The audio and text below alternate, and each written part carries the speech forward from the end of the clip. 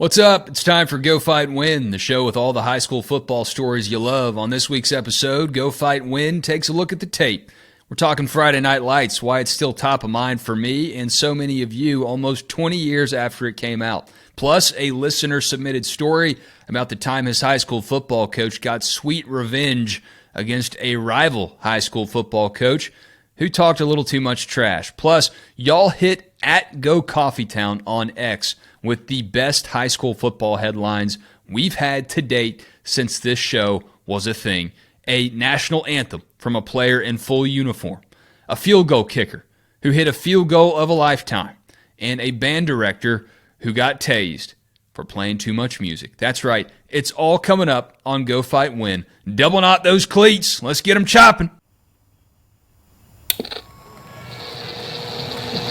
Just give the ball to Donnie Tuggs and let that Tuggy run.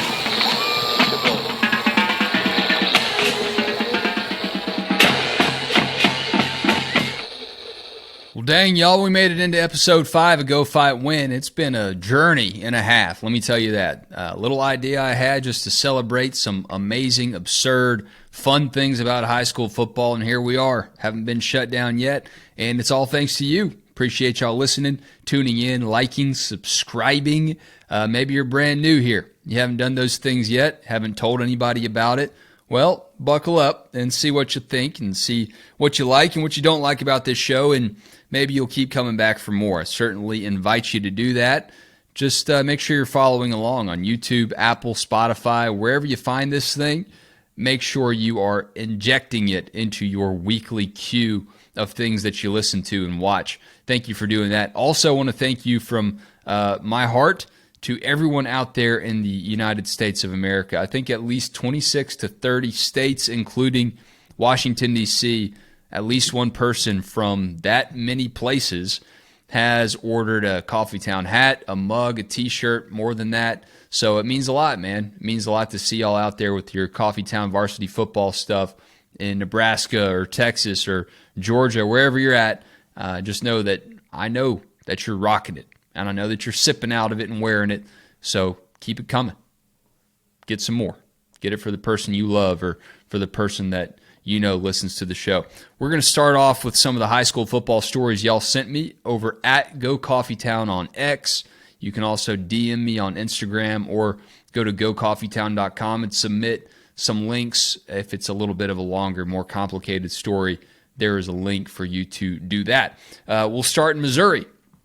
This is from Darren Collier, who tweeted at Go Coffeetown, actually tweeted at me, at West Blankenship, starting guard singing the national anthem. Look at this. This is a beautiful image right here. Number 50. I checked the roster. I don't see a roster for this school here. College Heights Christian School in Missouri, an 8-man football team.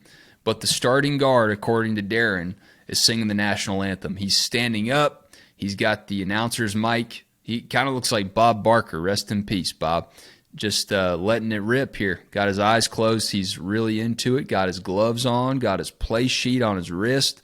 And as an eagle-eyed commenter, Dr. Bremner Ortho points out, he's also having a pregame loose meat Sammy. And that translates to this guy's going to eat in way more ways than one. He's going to eat on the football field. He's going to eat belting out our nation's anthem. And he's going to eat that, I guess, a pulled pork sandwich is kind of what it looks like, and some Sun Chips. So just load up, man. Load up, baby. And I wish there was a video of this, but I'm also kind of glad there isn't, because we get to use our imagination and just envision this in our mind's eye and ear. And imagine this is probably the greatest national anthem that's ever been sung before a high school football game. This guy is in full pads. He's about to go play a game. You don't understand this. His teammates are down there listening to him sing, and if this doesn't go well, he might lose his starting spot because he's going to be so mentally unstable. So he's got a lot to prove, whoever he is, number 50. And let me tell you, it worked out, because I did look up on Max Preps. I couldn't find the roster. I don't know who this guy is. He might just be someone who walks around in full pads and sings national anthems, but I don't think that's it. I think he's really on the team, because I believe Darren. And College Heights Christian School played liberal. And we don't get political on this show. We leave that talk for somewhere else, or really not at all. Don't really get involved with it much. But I'll say, whoever number 50 is, whatever he did on that mic, it inspired his team to a 54-52 win over Liberal. So good job, son. Singing for our country, and then you go out there and beat the libs. All right, next story comes from Texas. And check this out. This kick on a high school football field goes through the uprights and into a car driving by. So this is in Waco, Texas. This is at Live Oak High School. Give credit to Migdalia Holgerson for filming it, and that is not a name that I made up. And it's remarkable because the kick goes right through the uprights and into the car. We'll give you a little bit more background on that. But, you know, college level NFL, you see the net come up and it'll catch the ball as it goes to the uprights. At high schools, you don't really have that kind of budget. You can't do that. So what do you normally have? You have a kid back there, maybe someone who's injured, someone on crutches and a walking boot, or maybe some other, you know, younger kid who's helping out. And you say, hey, going to need you to go catch the kicks back there, son. Well, that probably lasted about one game here at Live Oak because you are right up against 5th Street, right near Waco, and there is live traffic coming through. So you can't do that. That's going to result in some injuries, and it's probably not worth it, I would guess. So what they did have, though, was recent Baylor graduate Kennedy Irwin of Dallas, who was leaving her downtown area Airbnb, according to KWTX, with 4 of her friends to go to dinner at their old college stomping ground of George's. I assume that's a bar or a restaurant maybe. When their car's path on 5th Street aligned directly with the path of a football kicked during a game between Live Oak and Gordon. Now, this is KWTX, like I said, also getting some facts here from Big Country Preps, because KWTX, I don't know if it was written by AI or what, but left a lot of details out. There's some errors in there and just kind of structured the story weird, okay? They made this all about this girl that caught the ball instead of the kid that kicked it. You know, KWTX doesn't tell me who actually kicked the ball. Thank you to BigCountryPreps.com for telling me that it was Juan Cabrera who kicked it. But this story is crazy. I mean, this is a remarkable kick, remarkable timing. I think if you make it in the car, you should at least get an extra point tacked on there to your kick. And you know, as the coach, you're going to have to tell the kicker for Gordon, hey, son, we're going to need you to go back and get that ball. That's the only kicker's ball we brought. You can't be kicking the quarterback's ball. Doesn't have the right pebble, doesn't have the right grain, doesn't have the right laces on it. And we can't have you kicking this one. You're going to need to go find your ball again. We're just not going to be able to kick until you go get it. Irwin says it was unplanned. Well, let me tell you, Gordon's coach, Mike Reed, is skeptical of that. He says, I thought it was somebody that's what they do because there's no kicking net at that end. I don't know what that means. Maybe he thought it was some sort of party trick. I was a skeptic. I went back and watched every kick that was down at that end of the field. That was the first time that car drove by the school. Coach, I got to tell you, man, you got more important things to work on than going and watching every single kick at this high school football stadium to see if Kennedy Irwin makes a habit out of going to catch the ball. I appreciate your dedication, but dude, you're really dubious here. I mean, you thought this was a full-fledged conspiracy theory. It was not staged. It was not set up. I mean, this guy thought it was AI. He thought it was some sort of hologram or something. But no, it's legit. It was literally the most random act of sports that could have happened. I love that terminology, a random act of sports. That's what this show's all about. Final story y'all sent out of Alabama. Band director who refused to stop music at Alabama high school football game arrested. And he was more than arrested. This is out of Birmingham, Alabama. From WIAT, an Alabama high school band director was arrested after refusing to stop his band from performing after a football game in Birmingham Thursday night. And when I first saw this, I thought it was during the game. You know, he was refusing to let the band quit, you know, on a third down. Keep playing! Let them hear us, make them feel us. But no, this was a little bit of a battle of the bands after the game. So what are the schools here? Minor High School playing at P.D. Jackson Olin High School. According to the Birmingham Police Department, officers started clearing out the stadium when the game ended and noticed both schools' bands still performing. They didn't want to leave. Halftime wasn't enough. They wanted everyone to know that they're still there, they're doing their thing, and they're performing too. Well, at a certain point, you got to go, though. The officers spoke with both schools' band directors and asked them to stop playing music so attendees would leave the stadium. They had an audience. According to police, the home band stopped, but Minor's band director instructed his band to continue performing. We will not quit until they make us quit. Well, they made him quit. So police officers accompanied by school security guards went to arrest the band director for disorderly conduct, but he got into a scuffle. Don't want to get into a scuffle with the police officer. He said the band director refused to place his hands behind his back and shoved an officer. One of the officers shocked the band director with a stun gun. I don't know what's going to happen to this band now, but the director's down for the count. Went to the hospital, UAB, and was booked in and bonded out at Birmingham City Jail. Officers obtained arrest warrants for disorderly conduct, harassment, and resisting arrest for the band director, who was not named in the release. I see this from two angles. I love the persistence, the tenacity, the refusal to quit. We're on a high school football field. We're going to compete, by God, and you're going to have to make us leave because we're out here to play until the final note. But I would also recommend, if the police tell you that's enough music for you tonight, the home band is already stopping their band. Can you please do that too? I think you've won. I think you've proved everything you need to prove. You've won the battle of the bands. Let's go home, band director. Please don't get electrocuted.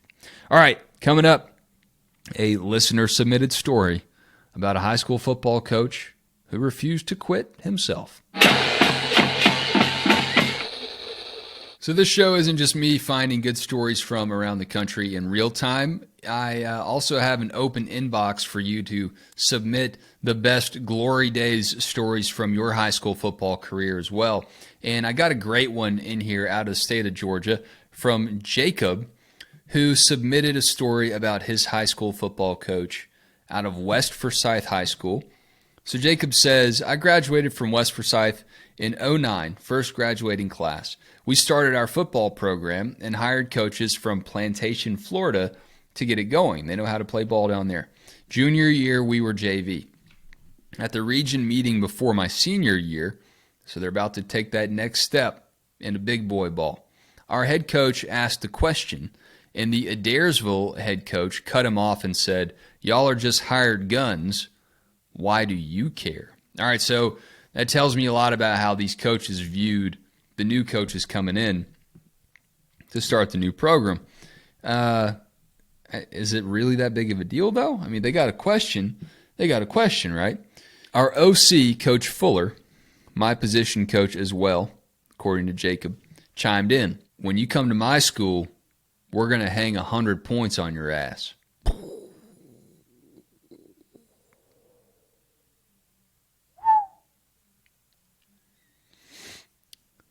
So now we've got a rivalry. Adairsville and West Forsyth, they got no history other than their coaches asking a question at a meeting. The Adairsville coach responded, you can't talk to me that way. Well, I think you just did, Coach. And Coach Fuller, cool as a cucumber, said 200. Wow. So this is going to be good. This game's going to be good. And Adairsville came to West Forsyth Stadium, and West Forsyth won the game 77-30. I think at halftime we had 34 points, and he was all over the kicker, the DB coach's son, for missing a PAT and messing up his point total. Wasn't going to get you to 100 or 200, but I understand the sentiment. Starters didn't come out until the fourth quarter. Coach told us after the game that he was proud of us, but still disappointed we didn't get triple digits. Yeah, you might have been running for that, doing some bear crawls because we didn't make it to 100, by God. Told them we were going to do it. I'm a man of my word. Y'all embarrassed me. Hit the grass. Coach Fuller passed away a few years ago, and he was the craziest, funniest, most intense guy ever. This story always made me smile, even as a guy that wasn't exactly a great football player. This is Jacob talking. He constantly told us that he would be able to kick our ass off the line and we'd never get past him because he was champion of the world. I pooled money and got a world heavyweight title, Ric Flair big gold belt for him, and we gifted it to him at the banquet. That's beautiful, man. There's probably a lot of stories like this out there, and you don't know anything about these schools. You're not from Georgia. The names don't matter, but you know that there was a coach try to run her mouth to one of your coaches, and they learned really quick that the boys on this team, by God, we're going to back our coach up. Jacob adds a little bit more here. He says that Coach Fuller was a great player, even as a quarterback, when he made the O-line run routes at practice for well-rounded training. This just sounds like a great coach, great team. Jacob also says that I embody Coach Fuller's motto of ICE-T, intensity, concentration, execution, and tempo. I'm trying, Jacob, every single day, trying to be Ice-T out there. Y'all can use that too. Appreciate that story of Coach Fuller. And Coach Fuller, I appreciate you. I know you're listening in the great beyond right now, and I appreciate every coach who leaves marks like this. If you have a story similar, you want to give a tribute to your coach, hopefully it's something funny, something engaging, something entertaining. There is a link in this show's description. Go to gocoffeetown.com and submit your story. That's how Jacob sent his story in. A little bit longer, it's a little too long for X or Twitter or whatever you want to use. So I invite you to submit it there, and throughout the season, we will share stories just like this that bring us together, make this whole high school football universe feel just a little bit smaller. The high school football universe of Friday Night Lights is confusing. Is it a TV show? Is it a movie? Well, on this episode, I'm going to talk about the movie because it's one of my favorites. I saw Friday Night Lights, the movie, for the first time the summer that it came out in 2004, right before I played high school football for the first time. I thought, man, is this what this game's all about? These guys out here looking like 35-year-olds going to be playing high school ball with me? And thankfully, no, that wasn't the case. Thankfully, I never got a ball duct taped to my hands at midnight when my girlfriend was over. Never had a girlfriend. Anyway, Friday Night Lights is a great film, and it still sticks with me. And there are a lot of people that want to try to compare it to the TV show. I think that is just a dumb exercise. They're two totally different things. I like both of them. And today I just want to go through and go to the tape, a little film review, a little study in the tape here on Go Fight Win. We're going to look at Friday Night Lights and how awesome it is and how it's stood the test of time. And what I'm going to do, I'm on IMDb, and we're going to do a little 3, 2, 1. I'm going to give you 3 quotes that I love, 2 trivia facts about the film that are fun and interesting, and 1 goof. Okay, and they've got these sections on IMDb, and you can check them all out. I'm going to narrow them down, kind of editorialize my favorites. So my favorite quotes of the movie, I don't even have to read it. Top 3. And he can pass. And this is from Boobie Miles' uncle, who is sitting in the stands and sees all those scouts that are visiting, and they're watching Boobie Miles dominate on the practice field early on. So you know that they're kind of setting the stage here. Boobie Miles is the guy, and this is Boobie Miles' uncle LV. You got scouts up there from Miami and Clemson and Notre Dame, wherever they're all from, and you see Boobie complete the pass, the running back. But everything about it is so great because the delivery from LV, and he can pass. The boy can play some football. He can play left. He can play right. Don't make no difference. He can block, tackle, score the touchdown, snap the ball, and he kicked the extra point. Hell, The boy will fill up the Gatorade cooler, walk the dog, and paint your back porch. I'm telling you, the boy can play football. Plain out play football. And he can pass. Great line. All right, number 2, favorite quote from the film. It is not one that you might expect, but it is from Tim McGraw, Don Billingsley's dad. It's just a little comment, kind of on the side. It's a sidebar comment. It's not one that people might expect, but I think it does a great job of explaining what kind of character you're dealing with here, what kind of dad you're dealing with, Don Billingsley's dad.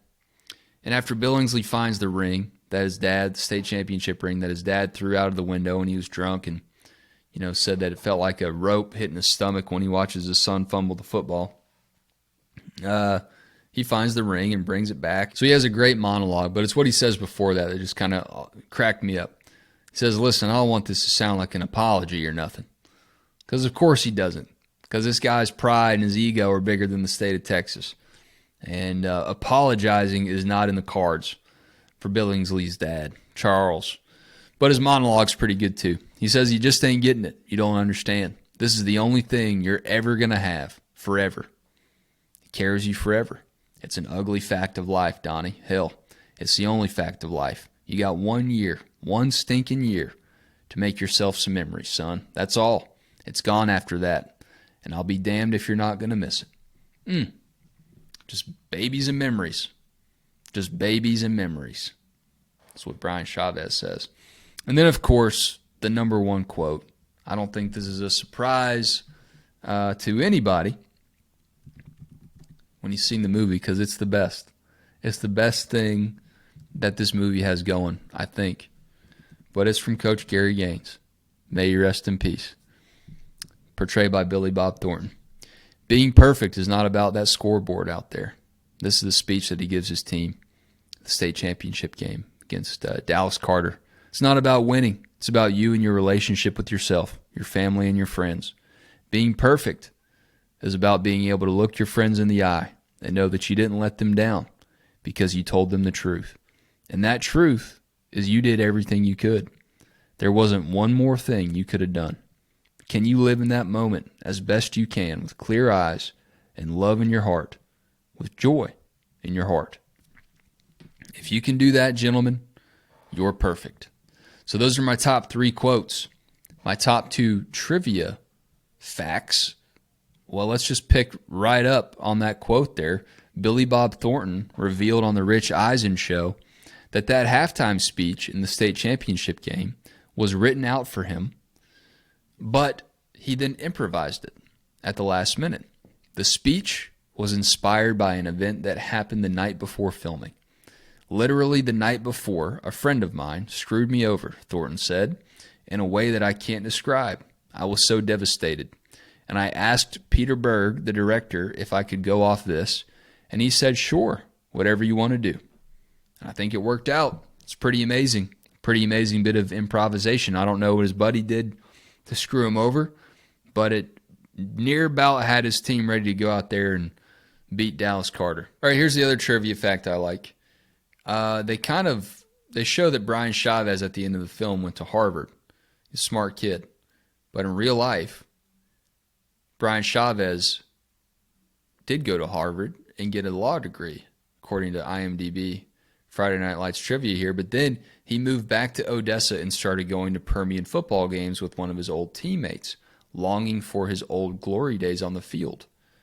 Uh-oh. I don't like where this is headed. One day, angered by a historic Permian loss in a heated rivalry game, Chavez rounded up a posse, broke into a house party, and started brawling with the attendants. His motivation? His girlfriend's ex-husband was at the party, and he had been fighting with her over the phone, while Chavez was trying to watch the game. Chavez was eventually forced to plead guilty to burglary with intent to commit assault, and had to settle lawsuits with the victims.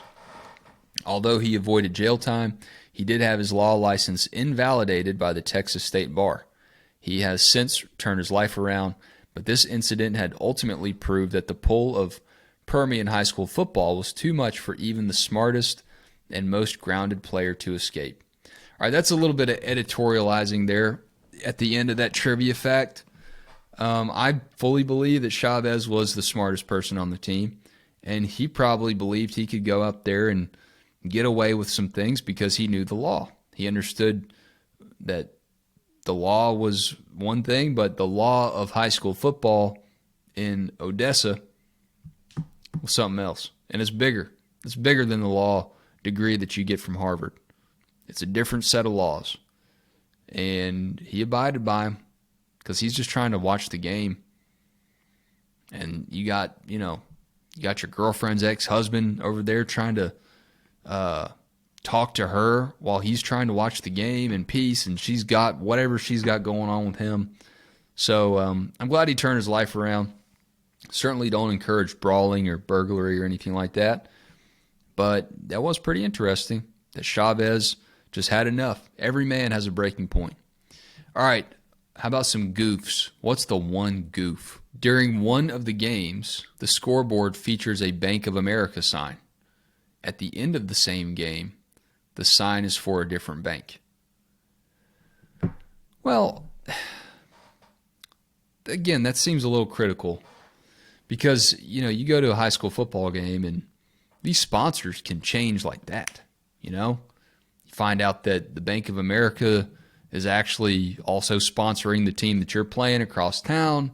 We got to get that out of there. We need some brand loyalty. We need some brand allegiance. Let's yank that down and let's figure out something, with a different bank. Maybe one of the team dads has a different bank in mind, and they actually, get that sponsorship up before the game's over. I don't really see any problem with that. Here's a factual error. Booby is on his front. I know I said one, but I thought that one was kind of lame. Booby is on his front porch watching the trash being picked up. Odessa has alleys and dumpsters for trash pickup, not curbside pickup.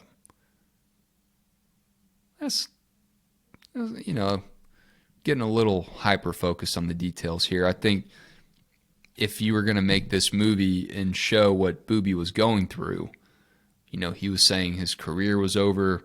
He was going to have to, miss his dream of being a pro football player. I don't think you're going to convey the same reality in Booby's head of being scared of being a garbage truck driver if you just see him taking his trash to an alley somewhere. All right, so was that a goof? No. Artistic choice. No problem with that at all. All right, one more. Factual error. Dallas Carter beat Converse Judson in the Texas 5A championship game, not Odessa Permian. However, their championship was later stripped from them because of eligibility rules violations. Well, you think? They had 28-year-old men out there on the football field. And speaking of, Booby, the actor in the film, was actually a 30-year-old man playing a high schooler, but I get that too. Movie magic, Check out all these links. I'll put them in the show. Some interesting stuff from Friday Night Lights. I really do enjoy the movie, though, and I know, people criticize it. It's not the best. It's got a lot of cliches. But for me, it was a very powerful film because it did coincide with when I started playing high school football, and I thought the storytelling was great. Thought a lot of the cinematography was good, gritty, just made you feel like you were watching an old high school football film a lot of times, and just really captured in a lot of ways what the book did too about this town and how much it needed Odessa, how much it needed Permian. But the book, to me, the book is the best version of this whole universe because it does get into the social dynamics, the economic dynamics of the 80s and the haves and have-nots and the oil boom of Permian. If you haven't read the book and you got a week or two to set aside and read it, do that. Buzz Bissinger did a great job writing the book too. It's been a while since we've had a good high school football movie. I'll say that. I like the stories that I get to tell through Coffee Town. They're a little bit different, tone and tenor, not so serious, not so dramatic, a little bit funnier, so it's a little bit different. So I don't know. Maybe we'll get another good high school football movie down the pipes here soon. It's been all about documentaries here lately. You got QB1 and Friday Night Lights, the TV series. Everything's so serious, man. That's why I like to do this show, is because when I look for stories on Google, they're all serious. They're sad. Somebody's died. Some coach has gotten in a fight with somebody's mom. I mean, I don't care about all that. I prefer the stuff that is absurd and just fun and funny. So y'all share your thoughts on Friday Night Lights. What's your favorite quote? What's your favorite trivia fact about the film? And maybe I'll do a couple more of these before we wrap this show up for the fall. I'm only planning to do it throughout the high school football season. Maybe there will be some compelling reasons to do it in high school basketball time as well, but time's ticking. We got more guests to talk to. Don't worry, I'm not done talking to guests. Got more guests to talk to about their high school football careers and more stories to tell, more yarns to spin. So if you want to spin, you got to put Booby in. You want to spin, Go Fight Win, put it in your list of shows you subscribe to. Hit like and subscribe on this show, whether you watch it on YouTube, you listen on Apple or Spotify or whatever you got. Let me know how we're doing. Tell your buddies about it. Tell your coach. Tell your old high school teammates about it. Tell your current high school teammates about it. And send these stories in. Let me know what I'm missing from around the country so we can talk about it here and laugh about it on Go Fight Win. Hope y'all have a great weekend. Go whatever your team is. And hope to hear some more great stories at Go Coffee Town on X over the weekend. Y'all have a great one.